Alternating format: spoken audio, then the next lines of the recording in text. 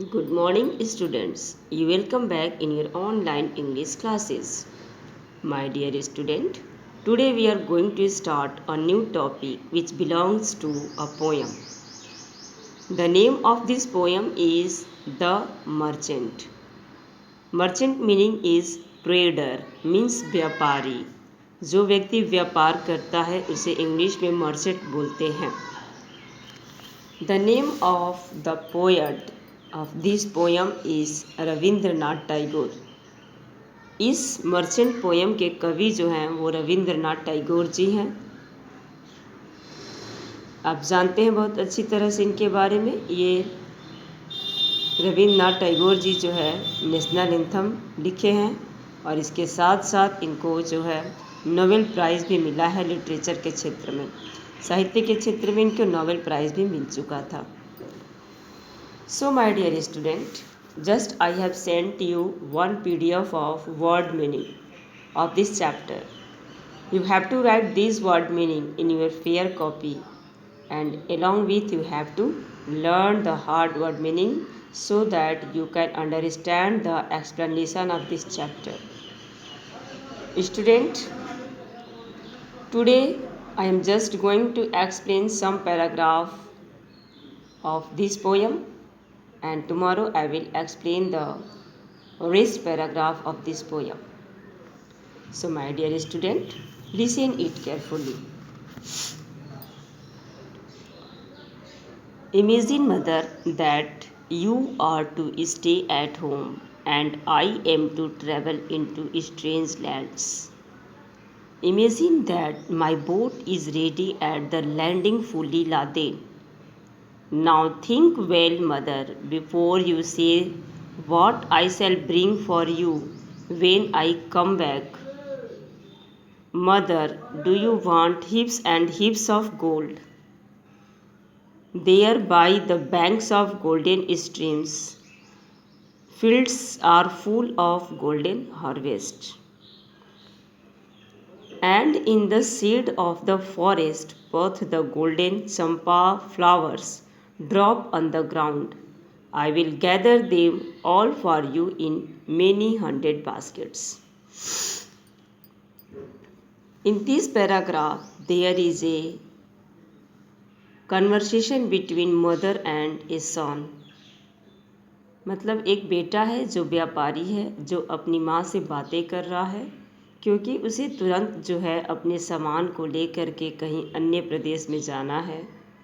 तो वो उस समय अपनी माँ से कुछ कहता है. क्या कहता है? लिसन. इमेजिन मदर, कल्पना करो माँ, that you are to stay at home, कि आपको घर पे रुकना है. And I am to travel into strange lands, और मुझे किसी अजान प्रदेश में यात्रा करनी है. स्ट्रेंज प्लेस बने अजान प्रदेश, जिसको हम नहीं जानते, वो अननोन प्लेस है. तो कल्पना करो माँ कि आपको घर में रुकना है और मुझे किसी अजान प्रदेश में यात्रा करनी है. Imagine that my boat is ready at the landing fully laden. कल्पना करो माँ कि मेरा बोट, मेरी नाव जो है वह पूरी तरह से भरी हुई है. फुली लादेन मतलब क्या? लदा होना. पूरी तरह से लोडेड है, पूरी तरह से भरी हुई है और ये लैंडिंग करने के लिए मीन्स रुकने के लिए तैयार है.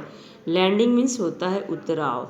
मतलब जब कोई बोट या कोई शिप में पर्सन या कोई थिंग्स जो है एक जगह से दूसरी जगह से पे जाती हैं और वो रुकती हैं, फिर उस पे से उतारा जाता है सामानों को, या व्यक्ति उतरते हैं. This place is called is landing. तो क्या कहा जा रहा है कि कल्पना करो माँ कि मेरा बोट जो है वो पूरी तरह से भरा हुआ है और लैंडिंग उतरने के लिए तैयार है.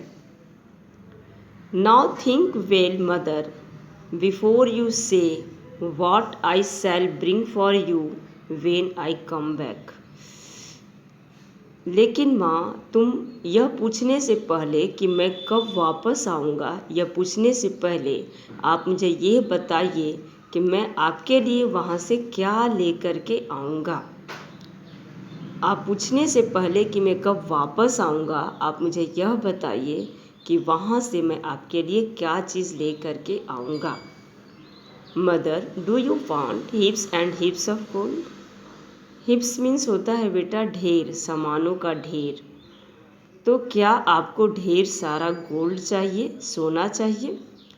There by the banks of golden streams fields are fully of golden harvest. वहाँ पे जो तट है वह बिल्कुल सुनहरे झरने से भरा हुआ है। वहाँ जो banks of golden streams fields मतलब वहाँ पे जो खेत है वह सुनहरी धाराओं के किनारे फैले हुए पूरी तरह से सोने की फसलों से भरे हुए हैं। वहाँ के खेत सुनहरी फसलों से भरे हुए हैं जो स्वर्ण धाराओं के किनारे पर हैं। And in the shade of the forest path the golden champa flowers drop on the ground. और क्या है ना कि in the shade of the forest, जंगल की छाँव में, है ना, जो पथ द गोल्डन फॉरेस्ट पथ जो जंगल का जो रास्ता है उसकी छाँव में ढेर सारे चंपा के फूल जमीन पर गिरे पड़े हुए हैं। I will gather them all for you in many 100 basket. मैं वो सारे चंपा के फूल आपके लिए मम्मी, आपके लिए मैं सैकड़ों टोकरियों में भरूंगा, एकत्रित करूंगा। मैं वो सारे चंपा के फूल सैकड़ों टोकरियों में भर करके आपके लिए एकत्रित करूंगा। Now listen the summary of this paragraph which I have explained. Imagine, mother, that you are to stay at home and I am to travel into strange lands. Imagine that my boat is ready at the landing fully laden. Now think well, mother, before you say what I shall bring for you when I come back. Mother, do you want heaps of gold? There by the banks of golden streams fields are full of golden harvest, and in the shade of the harvest path the golden champa flower drop on the garden. I will gather them all for you in many 100 basket. So my dear student, today I have completed this explanation and summary of this paragraph. Today I will explain the remaining paragraph. आज आपको इसे word meaning को read करना है और right करना है और लर्न करना है। इसके साथ साथ इस पैराग्राफ को 2 बार रीड करना है। Okay student, bye bye.